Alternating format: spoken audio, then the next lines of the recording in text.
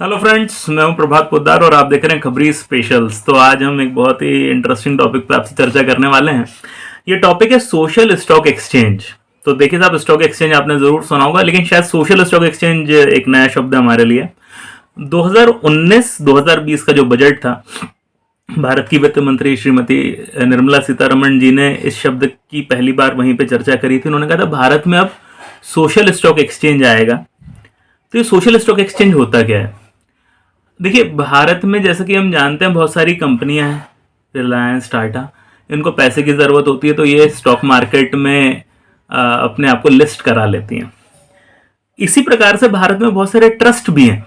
आपने सुना होगा ना, ट्रस्ट है, एनजीओ, नॉन गवर्नमेंट ऑर्गेनाइजेशंस वगैरह जो सामाजिक कार्य बहुत करते हैं, इनको भी पैसे की ज़रूरत होती है।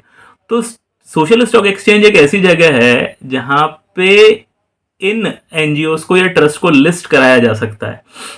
19 दिसंबर 2022 को सेबी ने भी इसका अप्रूवल दे दिया है। अब एनएससी में इस चीज़ स्टार्ट हो पाएगी। अब मन में बहुत सारे प्रश्न आते हैं कि यार, पहली चीज़ तो ये काम कैसे करेगा, कैसे आप मुनाफा कमा सकते हैं इनमें इन्वेस्ट करके।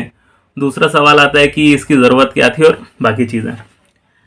तो ये बड़ा इंटरेस्टिंग है। तो अब भाई, कोई भी जैसे ट्रस्ट है, अब वो ट्रस्ट भी दो प्रकार के होते हैं, for profit and not for profit.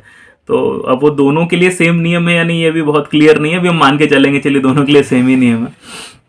तो एक नए प्रकार की सिक्योरिटी को, जैसे शेयर होते हैं, डिबेंचर होते हैं, बॉन्ड, इस प्रकार की एक नई सिक्योरिटी भारत सरकार ने अलाउ करी है, जिसका नाम है ZCZP। ये जिंदगी नाम मिलेगी दोबारा जैसा लग रहा है ना सुन के। जीरो कूपन जीरो प्रिंसिपल, ये नई प्रकार की सिक्योरिटी है। जीरो कूपन का अर्थ होता है, जैसे कूपन रेट होता है ना, हम कोई भी सामान, हम कोई भी बॉन्ड वगैरह खरीदते हैं तो उसका कूपन रेट होता है, यानी इतना ब्याज मिलेगा, इतना कूपन रेट है। तो जीरो कूपन का अर्थ क्या हुआ कि कोई ब्याज नहीं मिलेगा। यानी इस एनजीओ का आपने जीरो कूपन जीरो प्रिंसिपल खरीदा इंस्ट्रूमेंट, तो उस पर आपको कोई ब्याज नहीं मिलेगा, ठीक है। जीरो प्रिंसिपल यानी जो मूल रकम, प्रिंसिपल यानी मूल रकम आपने दी वो भी वापस नहीं मिलेगी। यानी it is as good as a donation, यानी कि आप डोनेशन ही दे रहे हैं। जो नॉर्मली हम फिजिकली जाके चेक से, कैश, ऑनलाइन वगैरह दे देते थे किसी एनजीओ में, सामाजिक संस्था में, अब हम ये एक प्रकार से ऑनलाइन एक सोशल स्टॉक एक्सचेंज के थ्रू देंगे। तो it is as good as donation. लेकिन हम ऐसा कर क्यों रहे हैं, मतलब इससे फायदा क्या होगा? हम अभी पुरानी स्ट्रक्चर में क्या इशू है, तो मैं आपको एक डेटा देता हूँ, शायद आपको इंटरेस्ट आएगा। भारत में 31 लाख एनजीओज हैं। ये 2015 का डेटा, 2015 की एक न्यूज़पेपर रिपोर्ट है। 31 लाख एनजीओज हैं भारत में। आश्चर्य की बात यह कि भारत के कुल मिला के स्कूल्स जितने हैं उनसे डबल हैं। यानी 2015 में भारत में शायद 15 लाख स्कूल थे, लेकिन 31 लाख एनजीओ थे। अब क्या ये सारे एनजीओ ढंग से काम कर रहे हैं? तो आप और हम दोनों जवाब जानते हैं कि बहुत सारे एनजीओ सिर्फ नाम के लिए चलाए जाते हैं ताकि अलग अलग जगहों से उनको फंडिंग मिल पाए। कई प्रकार से इनकम टैक्स चोरी करने में इस्तेमाल होते हैं एनजीओज। आपने देखा होगा ना, किसी ने 1 लाख रुपए किसी एनजीओ को दिया तो लाख रुपए वो इनकम टैक्स हो गया, मैंने लाख रुपए का डोनेशन दिया है, तो उस पर टैक्स का रिबेट मिल जाता है, और वो लाख रुपए में से 90,000 रुपये वो एनजीओ से कैश में वापस ले लेता है। ऐसा बहुत होता है, आपको शायद जानकारी हो या ना हो, ऐसा होता है बहुत कॉमन।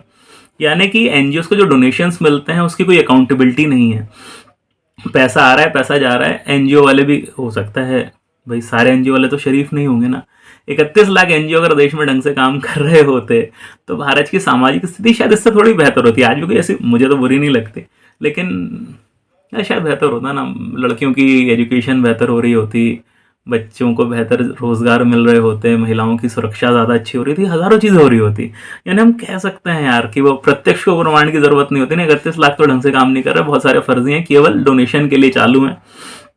लेकिन जब हम ऑनलाइन इनको पेमेंट करेंगे, यानी वो भी इस सिक्योरिटी के थ्रू, तो फायदा ये होगा कि अभी क्योंकि पैसा पूरा काउंटेड, 1 करोड़ रुपए अगर मैंने उनको दिया एक डोनेशन, एक प्रकार से जीरो कूपन जीरो प्रिंसिपल में, उस 1 करोड़ का हिसाब उनको दुनिया को देना पड़ेगा ना, क्योंकि वो तो ट्रांजेक्शन हुआ है, ऑफिशियल ट्रांजेक्शन हुआ है। प्लस जो नियम है, डिस्क्लोजर आएगा हर 6 महीने या 3 महीने में, जो भी नियम रहेगा कि भाई आपको बताना पड़ेगा कितना पैसा आपको मिला इस ड्यूरेशन में और आपने उसको इस्तेमाल कहाँ किया।